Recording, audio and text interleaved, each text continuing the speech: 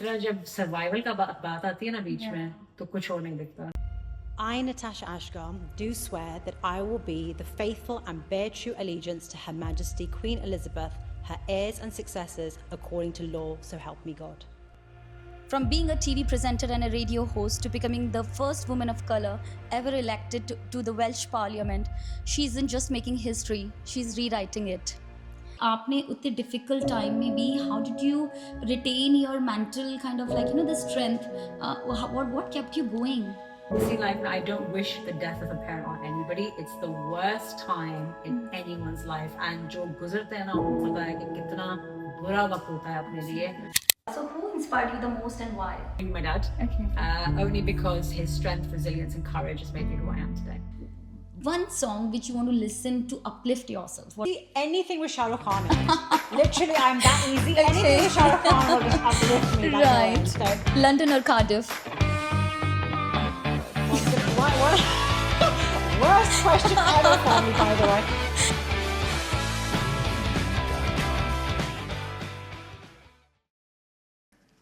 Hi, welcome to my podcast, Unfiltered with Chitra Tripathi. And in today's podcast, we have a very special guest, a woman who has redefined politics with her courage, charm, and conviction. From being a TV presenter and a radio host to becoming the first woman of color ever elected to the Welsh Parliament, she isn't just making history, she's rewriting it. She's also the author of the acclaimed book, Me, Myself, and My Arranged Marriage. BBC has titled her one of the 100 most influential women, and British Vogue has titled A Force for Change. So please join me in welcoming the most beautiful, most gorgeous, and most humble, and a very dear friend of mine, Natasha Asghar. Oh. Hi, Natasha. Welcome to the podcast. And I am so humbly grateful that you have accepted the invitation. Oh, thank you so much for having me, and thank you for such a beautiful introduction. It really means a lot. Thank you so much, Natasha. So before we start, I just wanted to catch up on the time when we met first. That was like almost 2018, when we met through a show, which was a food show, and you came to our house where me and my husband Neeraj were like literally cooking the Indian cuisine. Yeah.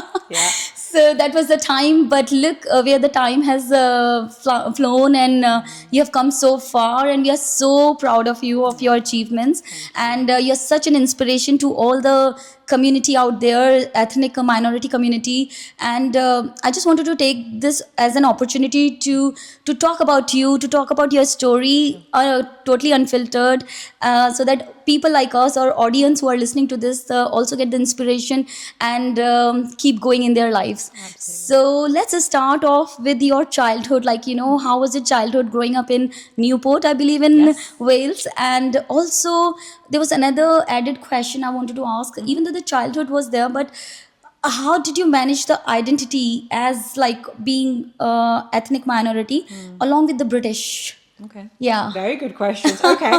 So growing up in Newport, I'm an only child. My mum is a doctor by profession. My dad was an accountant professionally. He changed professions quite a bit and went through various professional changes in his life, from being a pilot to being a member of parliament to being a councillor. So he'd done his stint in politics as well. But I loved growing up in Wales. It's home for me. No matter where I move in the world, my parents have always said that, home was always going to be here for you. So I've always kept that in my heart.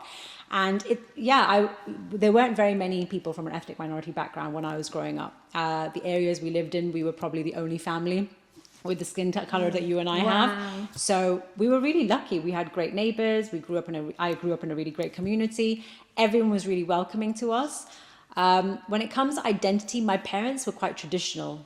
They're quite old school, but not strict, if that makes sense. I know that sounds like a huge contradiction to a lot of people, but they were very much like, you must know about, your culture, where you're from, your language, your mother tongue. Apni zuban ka hona chahiye pata. You should know about where you come from, family-wise. You should understand what family ties mean. Yes. But at the same time, you are born British, you are raised British, you are full and full British. Don't get that, don't get that misconstrued conception in your mind at any point that, you are full on Desi. Yes, you're Desi, Yeah. but you are through and through British as well. So you need to be able to have a great balance Absolutely. of not only your mother tongue and the language that you speak day in, day out, but also in the way that you conduct yourself. That's really important too. I think it's such a great point you've just mentioned, because as parents, we try to make like them as much as British we want them to be. But again, at the same time, you want to have the good value system in place. And I guess that really helps to find that balance between being from ethnic minority but being raised as a British as well. As long as you have that the value system in place,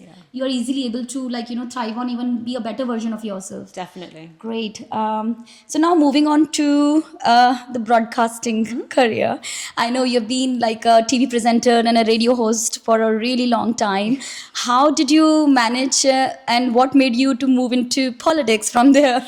So media was my passion. I graduated from university, did my degree in politics. That was more because I enjoyed the aspect of talking. That was what I loved to do. And I wanted to go into a profession where I could get paid to talk, to be honest with you. And as soon as I finished my degree, I went into finance, which I know is a complete career change, but I was very money driven and very money hungry when I graduated. So I joined the banking sector, worked in finance for a few years.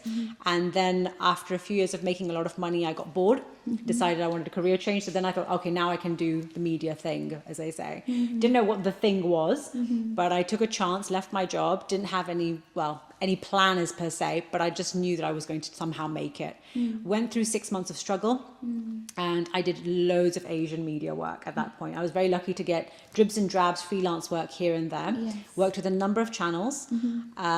Got very underpaid, not gonna lie, but that's what happens when you start out. You can't be expecting to make six figures when you get started in media, unfortunately, particularly in the UK or anywhere you go.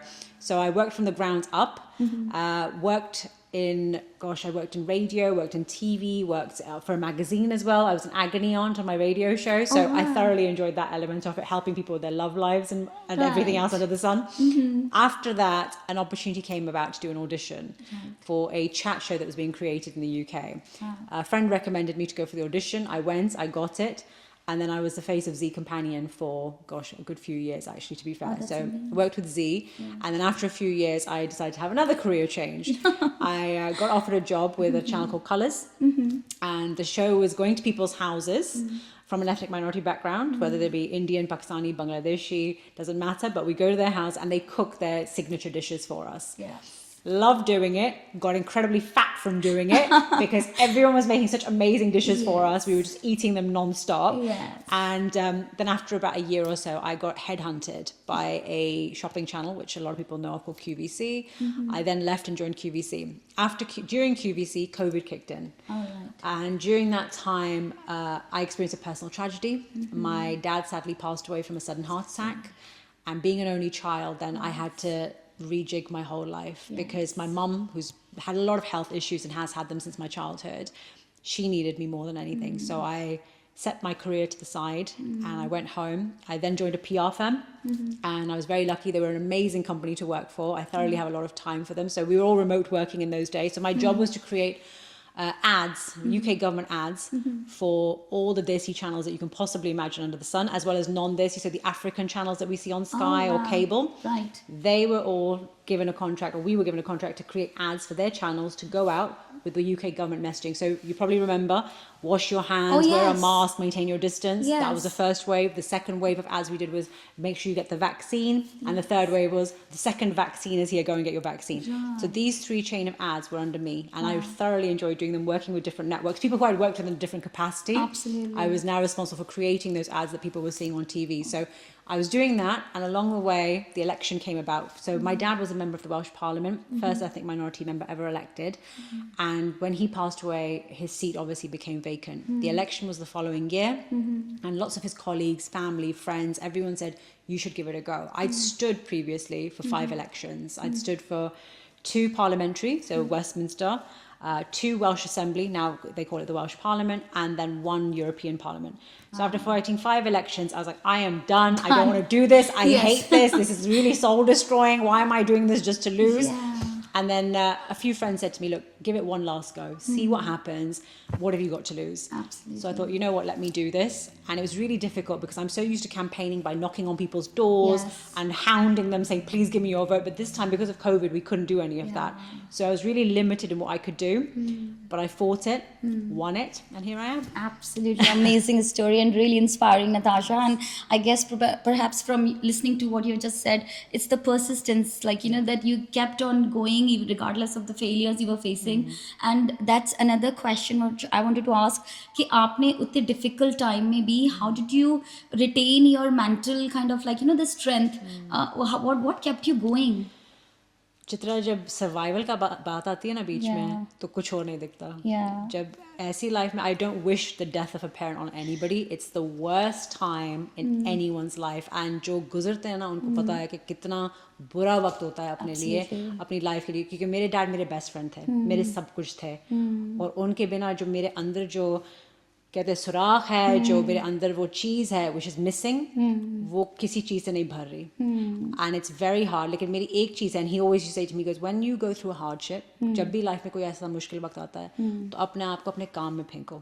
Throw yourself into your work and make a success of something. Because at the end of it, you can turn a tragedy into something really positive. That's right. In this area, my biggest thing was that he always said to me, if you want to be a good politician, 3 चीज़ें याद रखना. Number 1, don't ever do this for the fame. If you do this for the fame, आपको fame और जगहों पे मिलेगा. Don't do this for the fame. दूसरा, don't do this for the money because you'll earn more money elsewhere. Only, and the third thing is, do this if you truly care about the community you represent and you're going to commit to do a great job with it. Because log nahi bhoolte. They never forget you. They'll forget you if you've done bad job or if you've been a useless politician. Everyone will forget you. But if you're a good politician, you'll never be forgotten. So make sure you throw everything you have into it, and I guarantee you'll be a great politician. That is such a great piece of advice, and I really do feel your pain in terms of going through the tough time, but you have made those challenges into your the biggest strength, I guess. So hats off to you. And now talking about being the first woman of color in the Welsh Parliament, like how did it feel like? And honestly, it didn't even hit me until it actually happened, because the news stories were all going to be is that dad was a member, his daughter won. Yes. And then when the news kind of started breaking it's looking good for me and I'm likely to win this. Because the only person who's won the seat previously was dad, the second seat that is. Right. So it was a kind of a pride-filled moment that, you know, she's done it, she's achieved it, she's going to pull this out of the bag somehow with a miracle and a prayer. But when it came through and the journalists kept coming, they're like, oh, we're going to put a story out saying, you know, as your dad, you know, his daughter, you're following on the legacy. I was like, hang on a second. You do understand, yes, he's my dad, I love him, he's very dear to me, but you do understand that I am the first woman of colour that's been elected. And they're like, no, that can't be right. And I remember a journalist actually having a bit of a tussle with me over it, and she was like, no, you can't be. I was like, check the record, I am. And then that became the headline. So it was the first time in my life I've actually had to feed a headline to a journalist. Yeah, I would never imagine that you were the one literally saying that, do you know this is what actually is happening? And then they did. And to be fair, once they realized that was the headline, that was a real turning point. And that is such a great achievement. Clearly, regardless, your father was there, but again, achieving that kind of a legacy and be able to take it forward. It's not an easy task. It comes with an added pressure, added responsibility, and just a tag of being a daughter of already a member of the parliament doesn't help you. I guess in some ways, they are already born with a silver spoon, or they've already got a backup. But then you've proved yourself. You were worthy enough for that seat. So it's a great achievement. No, and that's amazing. And to be fair, one thing I've been really fortunate, and my dad left an amazing legacy behind him. People still, even 5 years after his death, still remember him fondly, and how an amazing politician he was, and how much he cared about his region of South East Wales, and how much he was a true man of Wales in every sense of the word, even though he wasn't born or raised there, but he was considered part of the furniture. That's a huge achievement for him. Absolutely. And his biggest thing is that he knew he was the first person of colour to ever be elected into the Welsh Assembly, now Welsh Parliament. But he always said, I don't want to be the last. And I know a lot of people of colour, Kamala Harris has said it, so many people say it. Yes. Yes. But the beauty of him is that he paved the way for so many people after him, not just me, but more and more people, more other parties, in fact, started bringing people from an ethnic minority background into politics because of him. And I think that's an amazing legacy that he's left behind. Absolutely, Natasha. And I guess as now becoming the first woman of color and representing the ethnic minority, it also brings added responsibility. So then in those cases, it also comes with the criticism, like, not everything is like flowery and so how do you handle that criticism? Honestly, quite well. Weirdly, it's some, I take things I'm very strategic in how I take criticism. So if it's work related, so the biggest criticism everyone has of me, and I'm very public about saying this, I talk too fast. Power on. If that's the only criticism someone has of me, live and let live. You carry on with that. That's fine. But that's an art. That's I guess that's not everyone has that, right? That's a power. I get it. Yeah. But for a lot of people, that's probably the biggest criticism I've ever received in my profession is that I talk too fast. But that's been the case from media to finance to politics. It's not changed. Yeah. So I think most people are like, that's how she is. Just deal with it. Whether you either up your speed of listening to her, absolutely, or you get the program. But I think if that's the biggest criticism, fair enough. But in relation to my work, I have given a lot to this job, and I do that with every job that I have. So my professionalism has never ever been questioned or criticized in my life. I'm very fortunate in that. My work ethic is fairly strong, and everyone around me, I'm very lucky, seems to have that same work ethic as I do. That's why we get on really well, and I think that's why that makes me a force to be reckoned with when it comes to my work. That I focus on it. My constituents have faith in me. My colleagues do as well as the wider public. And I'm really, really blessed to have such great people around me who keep me going, especially when things get difficult. Absolutely. So Natasha, अगर आपसे पूछा जाए कि how is your leadership style, तो उसको कैसे define करोगे? मैं काफ़ी सेल्फ सफिशिएंट हूँ और मैं माइक्रो मैनेज नहीं करती. I really don't like it. I have been micromanage in the past और मुझे सख्त नफरत है माइक्रो मैनेजमेंट से. I'm very जियो और जीने दो type when it comes to my work ethic. लेकिन हाँ, काम जब होता है, काम का टाइम कहते हैं ना, फुल फोकस होना चाहिए और काम के सिवा कुछ और नहीं दिखना चाहिए. काम जब खत्म हो जाएगा, जितना पार्टी करना है, जितना कुछ करना है कर लो, लेकिन काम के टाइम पे काम करना और काम अपना like कहते हैं ना 10 out of 10 देना है. I expect the best from my team and the best from the people around me. अगर बेस्ट नहीं है तो then we work it out कि क्यों बेस्ट नहीं है भाई, क्या करना है ठीक, what's the problem here, and then we take it from there. लेकिन I expect the best performance from everyone around me. Absolutely, and I think that should be the way, right? Like give your heart. Absolutely. Party hard, work hard. Exactly. Work hard, play hard. Yes.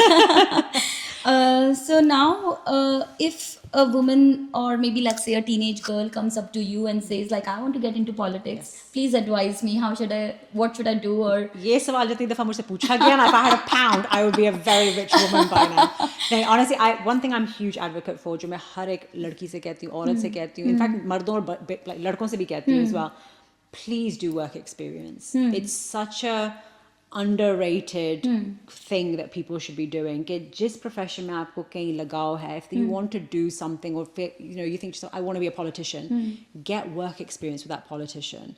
Spend some time with them, get to understand what they do, because हर कोई देखता है कि हम लोग कैमरे के सामने कैसे दिखते हैं. Everyone sees us doing interviews, everyone sees us giving speeches, लेकिन जो पीछे का काम होता है ना, no one sees that, and they don't understand how much work we actually put into dealing with constituents, dealing with expenses, dealing with press interviews, all of that stuff that we do behind the scenes. Absolutely. वो दिखता नहीं है ज़्यादा लोगों को. So seeing that is a really great way of opening one's eyes to seeing that in this job, it's not just the nice fun stuff.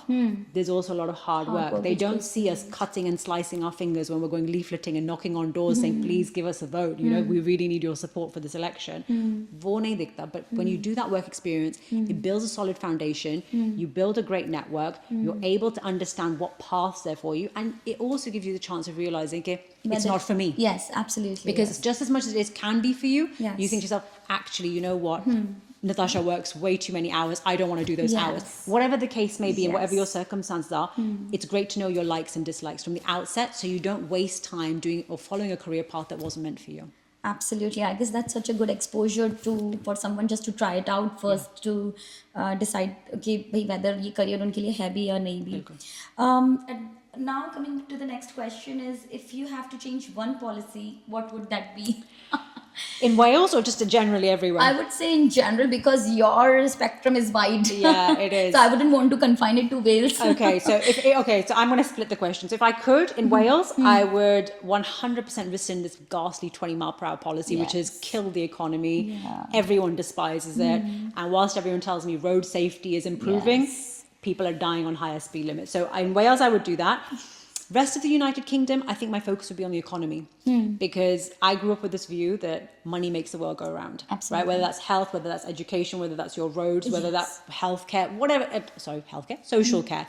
So whatever element of life you're attached to or you have some need where it needs to be improved, money is ultimately going to be a factor that's played into it. With a strong economy, you're only going to be able to bring money into the country to spend on those areas that need it the most, whether that be pay rises for teachers or doctors or improving, a healthcare outlet that you have, having an A&E in a hospital. Those are the things that you'll be able to pay for when you have a strong economy. So my focus would be invest in the economy, bring more business into the UK, flourish, and then hopefully we'll be able to have more money to spend on the things we want. That's amazing, and that's so much needed actually in today's scenario, because everything seems to be like, oh my god, high inflation and rising cost of living, Totally. rising it's so hard to sustain for a small enterprise or a small business. Totally. So business rates and everything you talk about is like, my god, how do you sustain? But now talking about finance, Natasha, also I was so impressed knowing that you have a finance background as well. How much do you feel as a woman, and especially like being an Asian ethnic minority woman, how does a finance knowledge really help? A lot. I think it does help a lot. I think it gave me a solid foundation as to how things work. I'm not going to profess to say that I can take over the world and conquer, the financial markets or anything, but it's given me a solid understanding as to stocks, shares, the impact it has on our day-to-day lives, the importance of investment, the importance of everything when it comes to having a strong, solid economy, making sure that taxes obviously are paid, but we also need to give concessions to those who need it the most as well. Support needs to be provided by the governments in the right areas for the right reasons. Like you mentioned, business rates are a huge problem. Farmers are hugely struggling across the United Kingdom with restrictions and problems the government are bringing into play through various policies. They need support. These areas of the economy, which we talk about, they can only be improved with positive investments, and they need to be made only for those to benefit. And ultimately, when they benefit, we all benefit. Absolutely. No, I completely agree with you, Natasha. So now moving on to some lighter sort of questions. Okay. So because our podcast is basically for audience who want to gain some inspiration and follow your footpath and become the better version by becoming inspired by you. So there are some questions which are kind of like a one-liner, but you can take your take. Sure. So who inspired you the most and why? Oh, wow. I think I've answered this question so many times, and I have used the same answer. So I will use the same one again, I'm afraid. It'll probably be my dad. Okay. Only because his strength, resilience, and courage has made me who I am today. Absolutely. And what's been your toughest challenge and how did you overcome it?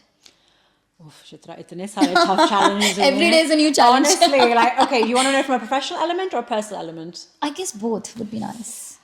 Professionally, I would say my toughest challenge has been juggling a work-life balance. I think that's where I've really, in this particular job, सबसे ज़्यादा मुझे struggle इस बात में हुई है कि previously मेरे जितने भी jobs थे, I was very much my own boss, and I could juggle my time how I wanted to. Ab major life, it's very scheduled. Yes. And it's taken a bit of a culture shock on my life. Yes. I'm so used to being able to go where I want, when I want, how I want. Ab thoda bahut sochna padta hai. So that's the professional element. Yeah. Personally, I would say, gosh, challenge different people's reactions to this job.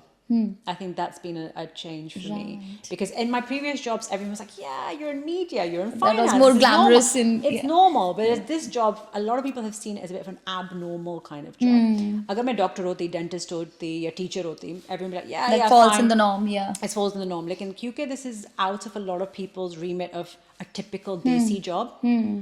I think people's perception has surprised me with this job a lot more. I mean, my family, friends, my own circle, people I've met like yourself over the years, incredibly supportive. I am so blessed to have amazing people like you in my life. Really, I am. My team, my colleagues, everyone's been brilliant. And my constituents too, they're superb.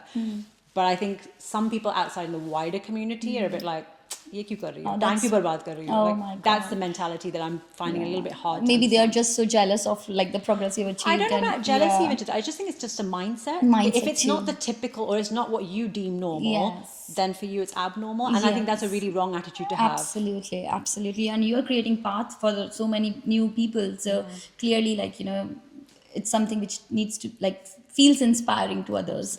One book that truly shaped your mindset, Natasha. So there was a book that I read in school called The Color Purple. Okay. And it was a really, really moving book. It's a really horrific storyline. Wow. But it was one that really made me want to stand up for women and do something to ensure that women are always made to feel safe, secure, protected and respected. So that's something that really had an impact on me. Great. So during the time when you feel really low and nothing is like, no, you don't want to talk to anyone, one song which you want to listen to uplift yourself, what would that be? Uplift myself. Yeah. My goodness, there's so many of them. Desi or non-Desi? Let's start with Desi first. Desi, anything with Shah Rukh Khan in it. Literally, I'm that easy. Anything with Shah Rukh Khan will just uplift me. Right. So I'd say Desi is Shah Rukh, anything with Shah Rukh Khan in it. Okay. And non-Desi, I'd probably say something from, it depends. If I'm in a bit of a foul mood, then it'll probably be more Adele. Right. And if it's something where I want to be a bit more peppy, then Yeah. it's going to be something more Ed Sheeran. Oh, right. I love your choices. Yes.